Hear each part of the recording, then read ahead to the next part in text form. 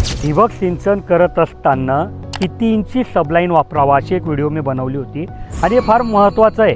कारण तुम्ही चुकीची जर पाईप वापरली तर खर्च वाढतो, प्लस तुम्ही मोठी पाईपची वापरली तर तिथे प्रेशर लॉस येतो आणि तुमची ठिबक लवकर खराब होते. तर तुम्ही ती व्हिडिओ बघितली नसेल तर बघून घ्या.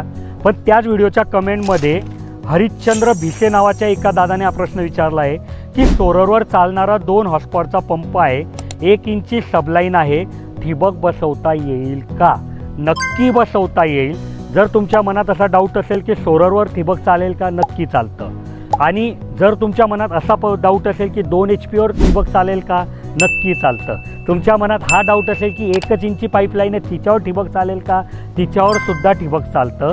फक्त याच्यामध्ये काय करा की जिथे 3 HPची मोटर असते, मोठं क्षेत्र असतं ना, तिथे आम्ही सांगतो की 1-1 एकराचे प्लॉट पाडा की बाबा एक कॉक उघडला की 1 एकराला पाणी जाईल, दुसरा कॉक उघडला की दुसऱ्या एकराला पाणी जाईल. तर इथे असं न करता तुमच्याकडे 2 HPची मोटर आहे, 1 इंचीची पाईपलाईन आहे, म्हणून तुम्ही अर्धा एकराचे प्लॉट पाडा. उद्या जर तुमचं पाणी 1 एकराला पुरतं आहे तर 2 कॉक उघडा, एका वेळेस 1 एकराला द्या. पण समजा पाणी कमी पडलं तर अर्धा एकराला उघडा, अर्धा एकराला मस्त प्रेशर भेटेल, मस्त तुमची ठिबक चालेल आणि तुमचा प्रोजेक्ट कुठेही फेल होणार नाही, कुठेही पैसे वाया जाणार नाही. तुमच्याही मनात असा काही प्रश्न असेल तर कमेंटमध्ये विचारा, मी पुढच्या व्हिडिओत त्याचं उत्तर देईल. तुम्हाला आमच्या इंजिनियरसोबत बोलायचं आहे तर इथे नंबर दिला आहे, त्यांना कॉल करून त्यांच्यासोबत बोलू शकतात.